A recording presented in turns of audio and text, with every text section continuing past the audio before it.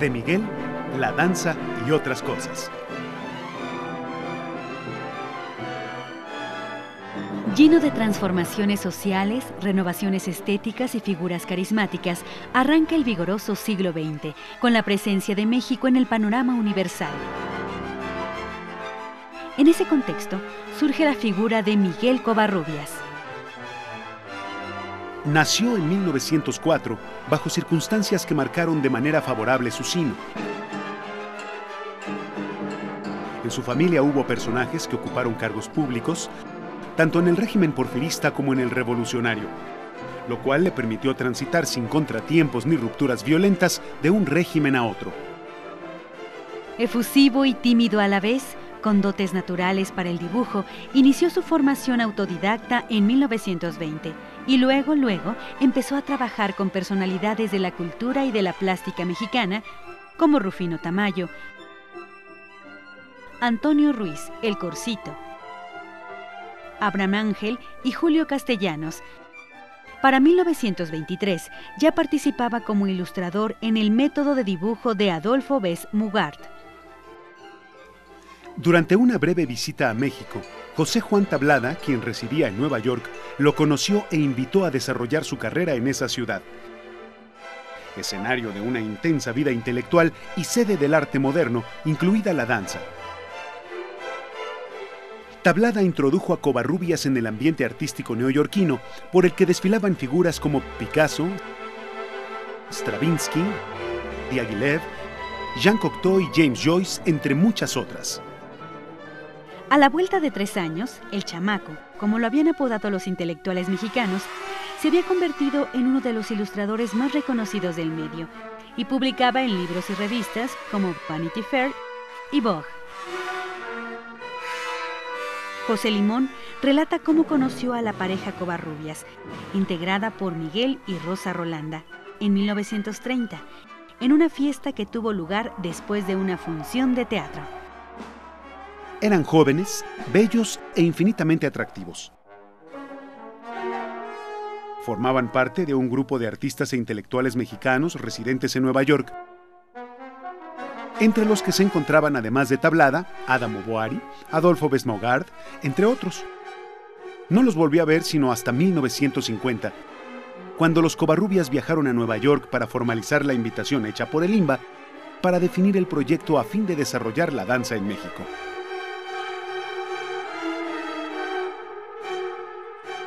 En sus viajes a Oriente, Bali, Japón, Shanghái, Hong Kong, Manila, Java, Singapur, se acercó a un mundo prácticamente desconocido para la mayoría de los occidentales.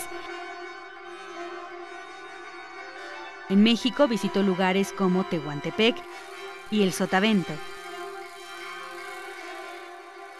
Su espíritu antropológico lo respaldó en el registro de sitios, individuos y objetos que recopiló en su travesía como turista profesional del mundo y nuestro país.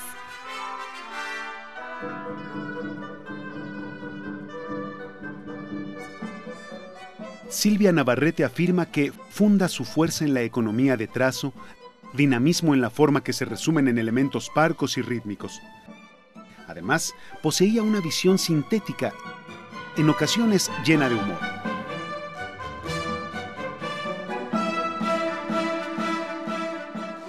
Más allá de su trabajo plástico de antropólogo, etnógrafo, arqueólogo, cartógrafo y humanista, queremos abundar en su labor e influencia en la historia de la danza moderna mexicana. Mundo de claroscuros, donde confluye el modernismo al mismo tiempo que el nacionalismo, propio de la danza escénica de su época.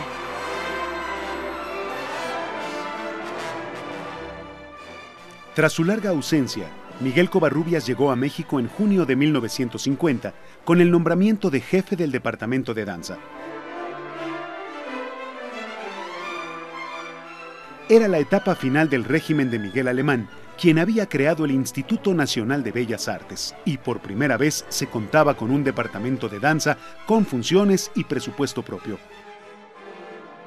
Su acentuada sensibilidad por el movimiento y su afición por la danza como dibujante y asiduo espectador, además de haber creado escenografía y vestuario para obras como Rancho Mexicano, y el Ballet de Tehuantepec, presentados en Broadway, lo validaban en el cargo.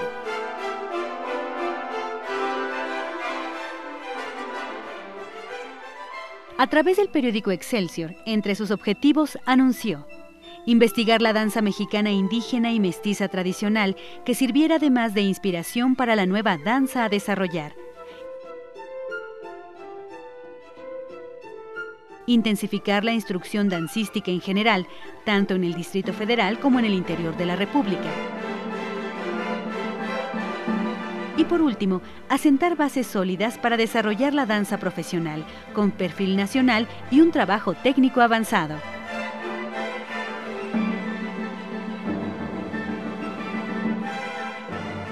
Su enorme conocimiento sobre el pasado precolombino, las tradiciones y el arte popular mexicano le permitieron incorporar en las obras elementos que les imprimían legítimos visos de identidad nacional, como lo habían ya logrado los artistas plásticos y los músicos.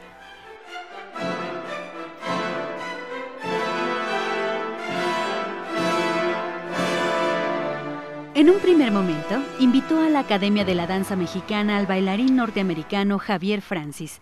Creó la sección académica e invitó a filósofos, historiadores del arte y folcloristas de la talla de Luis Ríos y Vicente T. Mendoza, y también a creadores de disciplinas afines, como Francisco Domínguez, Julio Prieto, Antonio López Mancera.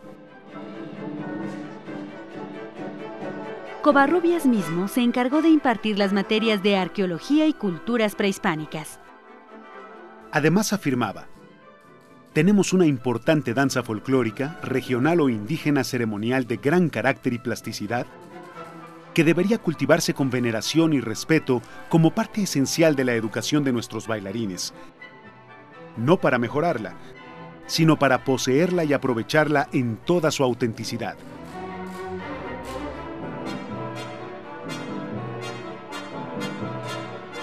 Con su inteligencia y carisma logró congregar y cohesionar al convulsivo gremio dancístico.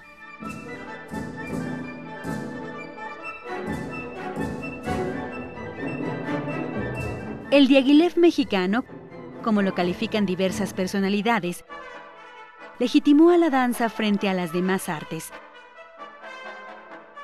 Su apoyo fue tal que para el estreno de alguna temporada se le vio descolgar su propia obra plástica de su casa de Tizapán para venderla a Mizrahi y poder así salvar la situación económica del momento. Covarrubias estaba convencido de que lo propio debe nutrirse de lo universal. Por eso, era esencial que los bailarines mexicanos tuvieran un contacto más directo con las grandes personalidades de la danza moderna, y que ellos y el público de México adquirieran un concepto de la danza moderna más avanzada y de mejor calidad artística.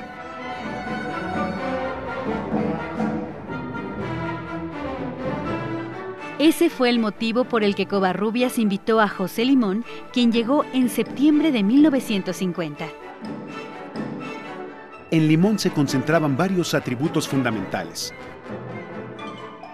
su inclinación por tratar temas mexicanos,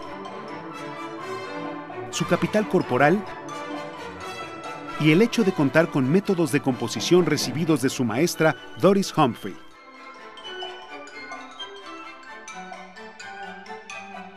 Para promover el fortalecimiento de la compañía, a la que llamó Ballet Mexicano, programó temporadas en las cuales estuvieron presentes José Limón y su propia compañía, contratada para presentarse en el Palacio de Bellas Artes.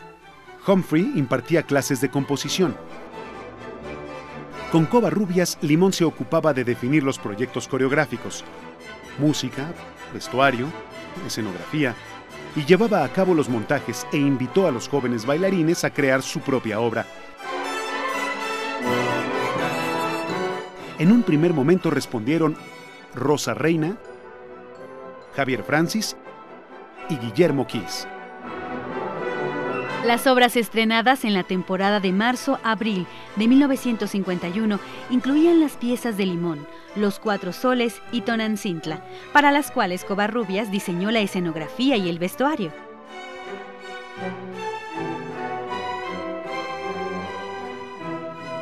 A pesar del éxito alcanzado, Covarrubias declaró en prensa su severo autoanálisis.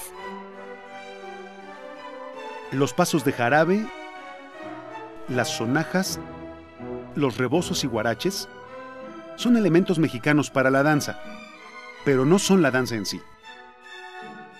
Lo que se necesita es asimilar el espíritu mexicano. Luego vinieron la segunda, tercera y cuarta temporadas.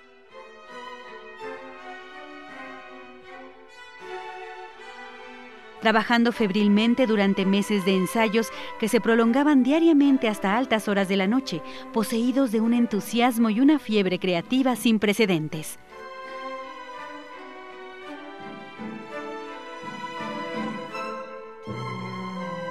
De entre las obras destacaron Antígona de José Limón,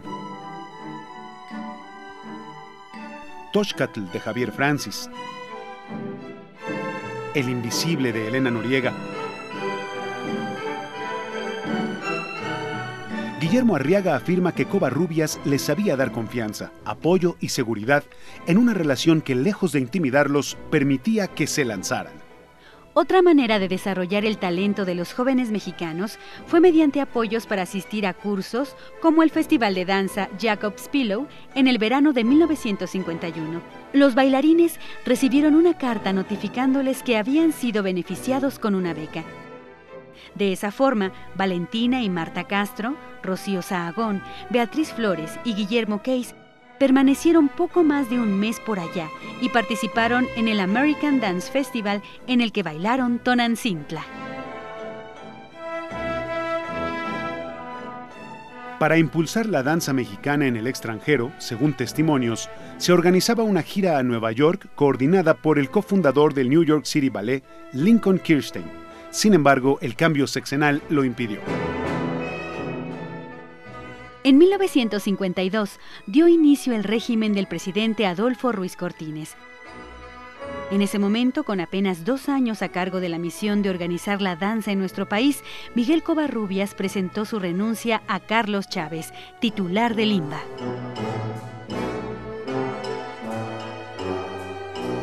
México, Distrito Federal, a 29 de noviembre de 1952. Señor Carlos Chávez, Instituto Nacional de Bellas Artes, presente. Querido Carlos, te adjunto aquí mi renuncia oficial al puesto de jefe del Departamento de Danza del Instituto Nacional de Bellas Artes. Aprovecho una vez más la oportunidad de darte las gracias por la confianza que depositaste en mí durante los 2 años y medio que ocupé dicho puesto, por el apoyo moral y material que me otorgaste durante toda mi gestión y, sobre todo, la absoluta libertad de acción con la que pude trabajar en el departamento. El trabajo fue en todos los casos un placer debido a tu comprensión y paciencia, y creo con toda sinceridad que nuestra amistad ha pasado la prueba de fuego y se halla mejor cimentada que nunca. El colaborar contigo en una labor tan desinteresada y entusiasta fue un gran honor y una experiencia inolvidable. Tu amigo, Miguel Covarrubias. En respuesta, Chávez envía la propia.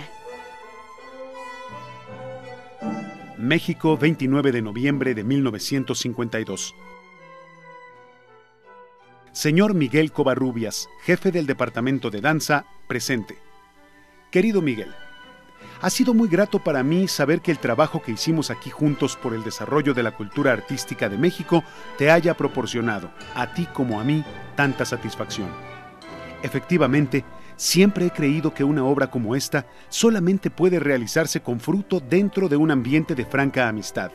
Pero, además, en el caso del departamento que dirigiste, pudo llevarse a cabo debido a la inquebrantable línea de trabajo que seguiste, a tu inteligencia y tu competencia y preparación. Quien quiera que juzgue objetivamente la labor del Departamento de Danza durante estos 2 años y pocos meses, tiene que reconocer que se ha hecho una obra de proporciones extraordinarias y sin precedente. Con muy afectuosos saludos, soy siempre tu amigo que mucho te quiere y admira, Carlos Chávez. Tras su renuncia a Limba, gracias a la relación con la joven bailarina Rocío Sahagón, quien se había convertido en su pareja y en cómplice de todos sus proyectos, experimentó un nuevo impulso en su creatividad. Entre muchas otras tareas y compromisos, Covarrubias se mantuvo trabajando en equipo con bailarines y coreógrafos. Se formó un taller dancístico en la calle de Belisario Domínguez, donde, sin contar con grandes repartos ni recursos, se creó el ballet Zapata, de Guillermo Arriaga, en 1953. Al concluir el montaje, Arriaga, caracterizado como un campesino, y Zagaón, que personificando a la tierra, le mostraron el resultado a Covarrubias. Arriaga afirma: Miguel se sentó, nos vio y al final se le salieron las lágrimas.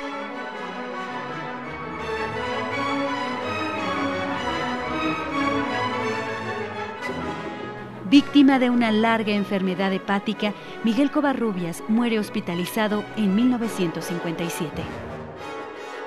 Gracias a su visión, pasión y trabajo, la danza mexicana vivió uno de los mejores capítulos de su historia, experiencia que no se ha repetido ni en magnitud ni en alcances. Esa es la dimensión de su proyecto.